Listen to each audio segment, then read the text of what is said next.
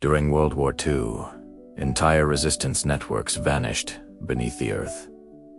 Literally, while most people think of makeshift bunkers or shallow foxholes, there existed another kind of refuge, one so efficient, so concealed, and so resilient that even reconnaissance aircraft couldn't detect it. After the war, this design wasn't mass-produced, and it wasn't taught in any public manuals. In fact, several Allied and Axis authorities restricted its replication, fearing that such hidden structures could be used for insurgency, smuggling, or concealment. Yet the principles behind this forgotten shelter are ingenious and surprisingly practical for anyone studying survival, off-grid living, or wartime engineering. It was a masterpiece of stealth, insulation, and endurance. A compact underground refuge capable of sustaining life, undetected, for weeks at a time. What made it extraordinary wasn't technology or tools. It was understanding and instinctive mastery of soil, airflow, and human adaptability. Born from necessity, this design evolved into a quiet masterclass in underground survival, and it still has lessons to teach today.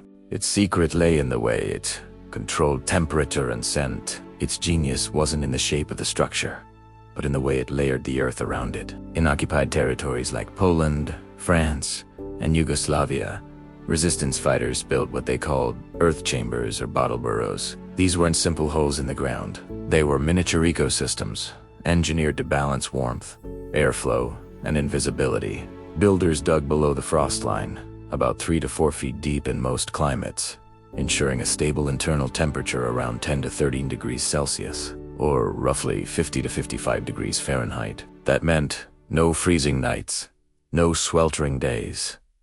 A constant, life-sustaining environment. Above the chamber, they added a clever insulation layer, an air gap filled with dry leaves, straw, or woven reed mats. This natural cushion trapped warmth, silenced sound, and masked heat signatures. The entrance tunnel angled downward, sealed with clay and soil that absorbed moisture and trapped warmth inside. But the real brilliance was in something few would ever notice.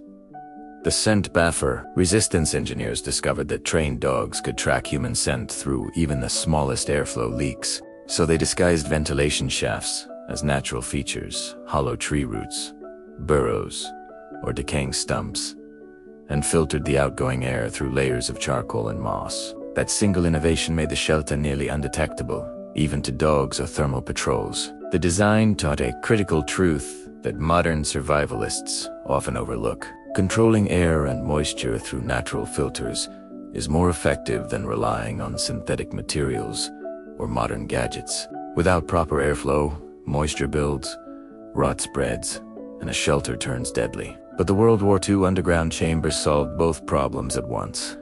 Dry, breathable, silent warmth, using nothing but earth and vegetation. Each chamber followed a similar pattern.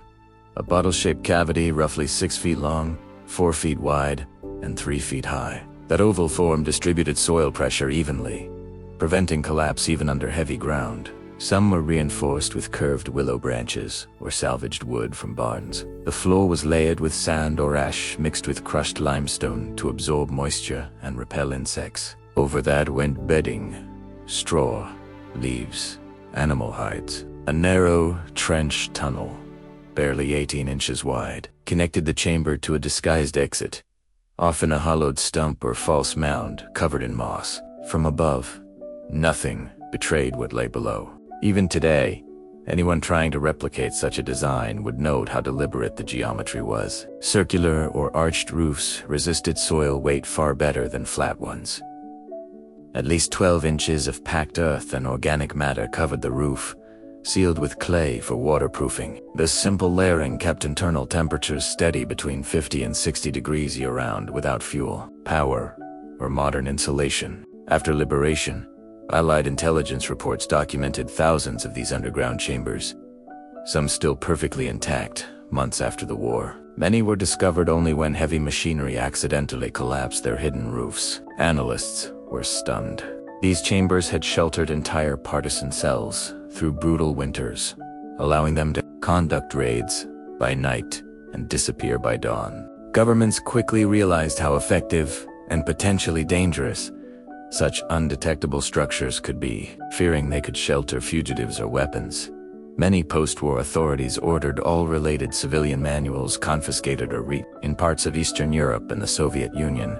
Even possessing the old blueprints was forbidden. Yet fragments of these designs survived, not in books, but in memories, diaries, and whispered oral histories. And the irony is striking. What once threatened governments has become a testament to human ingenuity and environmental intelligence. A design once banned for being too concealable now stands as proof that necessity breeds brilliance. Today, anyone studying these shelters should first remember, legality and safety come first, but the principles themselves remain timeless. When constructing any kind of emergency dugout, drainage comes before all else. Always slope the entrance tunnel upward into the chamber to prevent flooding. Reinforce the roof with curved poles or timber spaced evenly to spread the load. And for ventilation, install 2 small vents, one low for intake, one high for exhaust, each filtered through charcoal or moss. If the flame of a candle flickers softly but steadily, the airflow is right. For insulation, the old builders used a simple ratio: 3 parts compacted soil to 1 part organic padding, straw, pine needles, dried grass. This balance transformed a crude hole into a stable, livable microclimate. In extreme conditions, that balance could mean the difference between surviving the night or never waking at all. These shelters were never built for comfort. They were built for endurance, secrecy, and survival under total occupation. But they remind us of something profound, that human resilience thrives, not in abundance,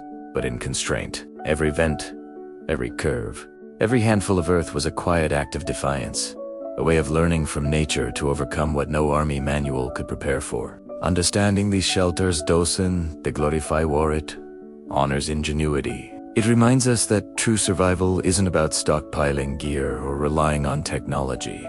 It's about mastering principles that work when everything else fails. The banned shelters of the Second World War may have been buried in history, but their lessons remain timeless, practical, and deeply human. If you found this exploration fascinating, subscribe to In the Beginning, where forgotten innovations, hidden survival methods, and lost wartime engineering are brought back to light. Because sometimes, the best defenses are still buried just beneath the surface.